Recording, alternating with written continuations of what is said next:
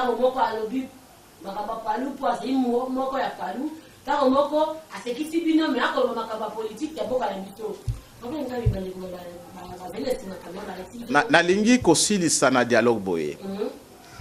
Biso parti lumumbiste unifié to lobby. Lelo. Seni déjà il faut à présenter, à élaborer projet à calendrier électoral. O ezali na kati ya projet wana ezali kozwa les activités préélectorales. Les activités électorales n'a d'activités post-électorales. N'a bien un projet pourquoi? Tant qu'on a projet wana atindi yango na dialogue.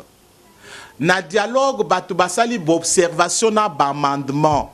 C'est ni azui bamandement na observation ya dialogue a intégré na kati ya calendrier na ye a publié calendrier électoral. Ndetozo benga calendrier consensuel. Et vous allez que tu bimi na dialogue, tu as causé la calendrier mususu ya consensuel. Non, le consensus du calendrier viendra d'où? C'est ni asali draft, projet de calendrier, atindi yango na dialogue, bato a dialogue na majorité, na opposition, na société civile, batali yango balobi ou awa bien ba observation na ba amendement na calendrier wana, c'est ni à intégrer amendement d'observation et dialogue, le calendrier devient un calendrier consensuel.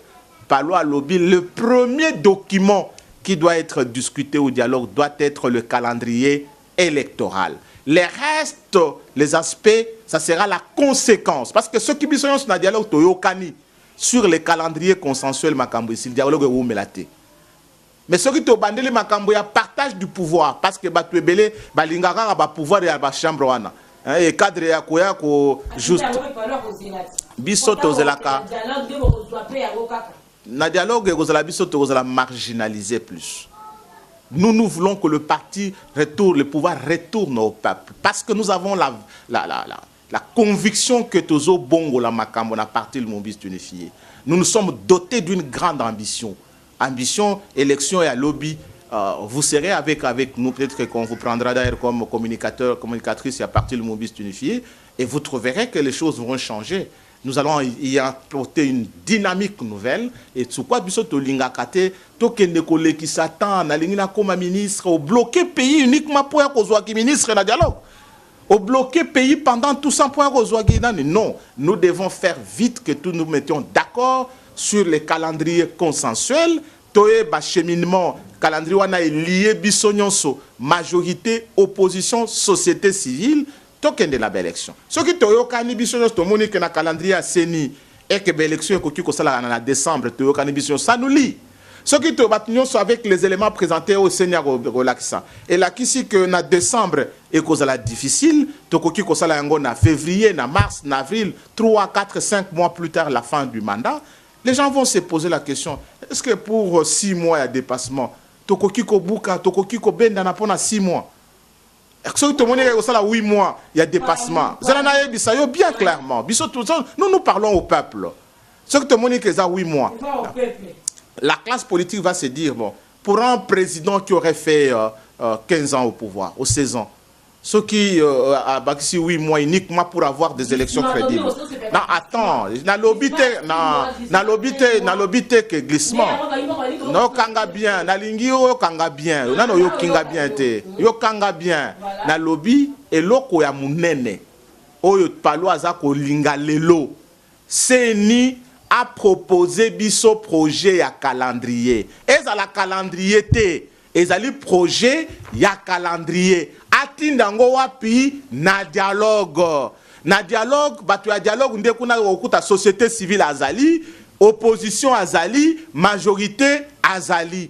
Batu ya dialogue tango bako analyser calendrier ya projet ya calendrier ya seni balobi, awa seni azana raison, awa azana raison te. Ba pesi observation na ba amendement. Seni a récupéré projet wana na observation na ba amendement ya dialogue. Si ma intégré yango na kati ya calendrier azui siko ya publier calendrier définitif. Ndetoza kobenga calendrier consensuel. Document selon le palou, document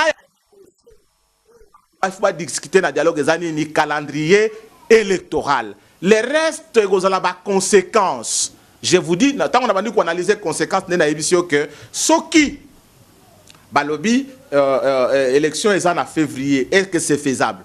Est-ce en novembre, et que c'est faisable? Les palous, tous les restes vont s'écrire parce que c'est un calendrier consensuel. Ce qui est le lobby, personne ne va plus s'agiter parce que vous avez un calendrier consensuel. Next calendrier déterminé biso tozo kende wapi. Maponami ekozala mukolo nini. Alternance baza kolobe ekozala mukolo nini. Nous avons maintenant une vision claire et sika toza kokende. C'est ça ce que demandent les partis lumumbistes unifiés.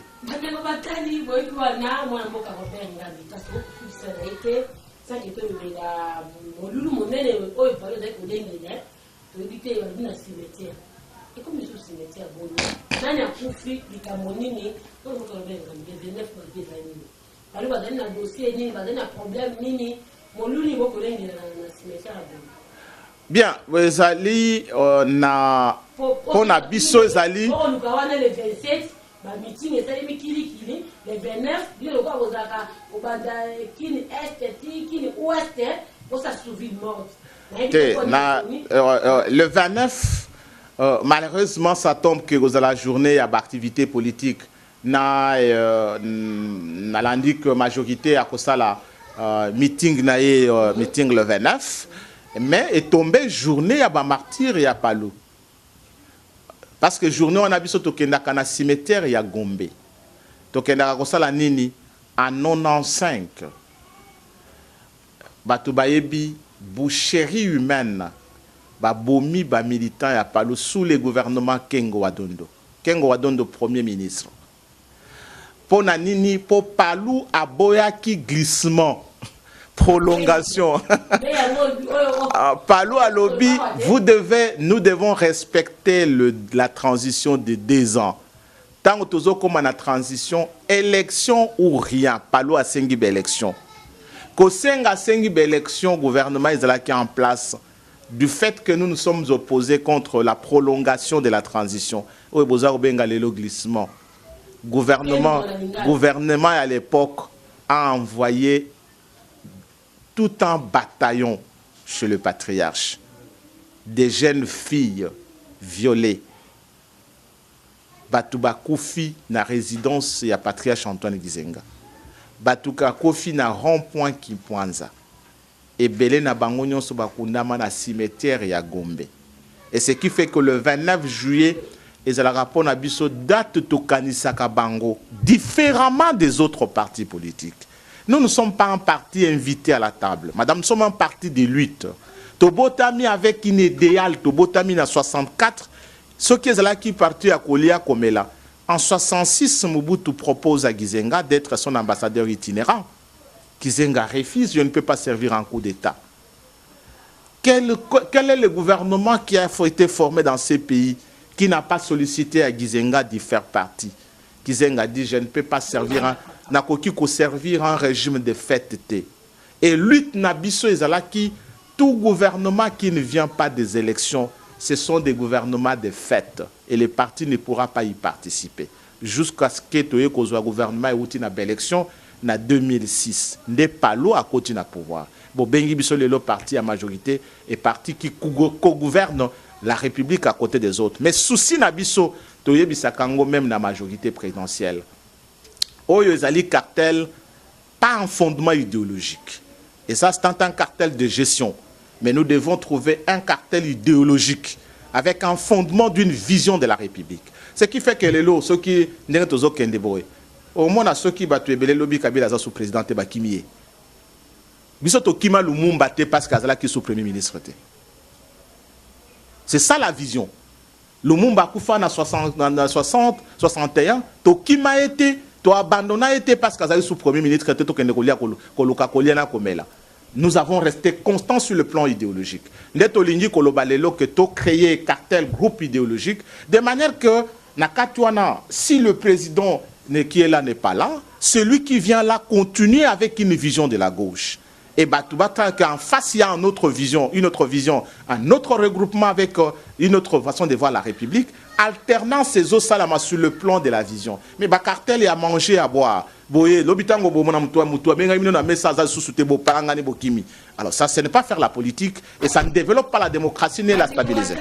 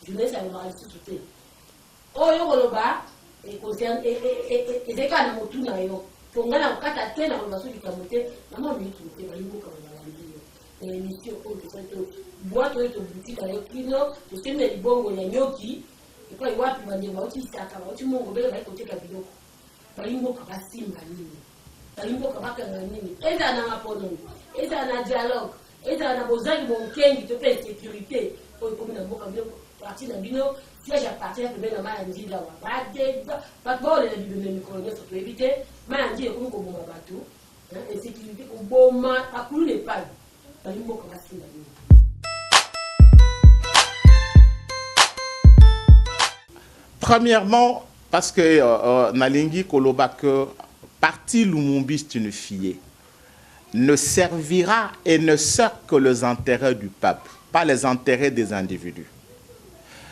Ce qui est Koloba fondamentalement que la démocratie n'a pas instaurée, installée sur sous-bassement idéologique. Parce que la démocratie est autour de la valeur, autour de la pensée.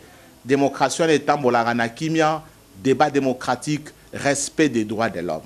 Mais démocratie est autour de l'individu. Démocratie est autant la brutalité belée. Pourquoi? Parce que souci en souci il faut soit tactique à la libella, soit va conquérir le pouvoir. C'est-à-dire en français on dit souci sublime de vouloir à tout prix conquérir ou rester au pouvoir. Et donc vous n'avez aucun fondement idéologique, aucun fondement de la pensée, mais ce qu'on souci est na ou mela en fait mais souci ezali soit nazwaka kibokonzi soit natikalaka na kibokonzi.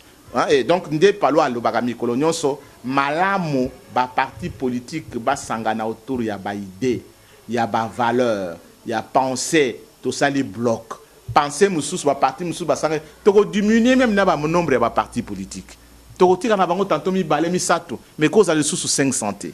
Parce qu'ils ont créé un espace politique. Et deuxièmement, opposé, il y a dialogue. Depuis 2013, secrétaire général chef du parti, Patriarche Antoine Gizenga lobby, Makambo Nyonso, constitution et coquille qu'on trouvait solution T. Il fallait solutionner mon analyse solo entre les partenaires démocratiques. Voilà pourquoi, à ce jour-là, nous avions déjà adhéré à une option du dialogue.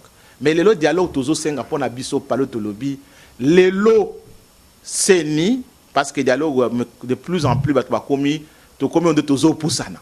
Moi, c'est l'Inga Bota. Alors, si avant de kende na dialogue, c'est ni à ça la projet à calendrier. Na lobby en calendrier. À ça la projet à calendrier, atinda yango na dialogue. Na dialogue kuna société civile azali, majorité azali, opposition azali. Batali tali yango balobi awa zerezo awa nani azali awa azali. Ba porter to benga na français ba amendement na observation. Tango ba bimisi ba pesi observation na ba amendement na CENI a intégré observation na ba amendement ya dialogue ndeto ko benga calendrier consensuel. Et loko ya mutuya toza ko lokalelo calendrier consensuel parce que l'élection à Congo ezali irréversible. Pona palu mutu nyonso oya kozwa pouvoir oye uti na peuple tete ko telemelaye. Voilà, bandeko batali bo mwana na kwani kimia. Ukamba lobi makamobele moenda kata nisute bobi principe de vito peta solution. Il a petite solution. Aba ina na petite solution. Donc on y a toute la solution. La bino passe le bon vito et ton du bon. Attends, on a la ngami. Dès que on dit biso pour te toya ko kabola makanisa ba yimbo ka mituna ni bazai ko kutuna biso dès que kutuni mba ya c'est même père même chaîne Caporal a commis général, locataire a commis bailleur, hallelujah. Moi netinda commis patron, Eko Kamwisaro,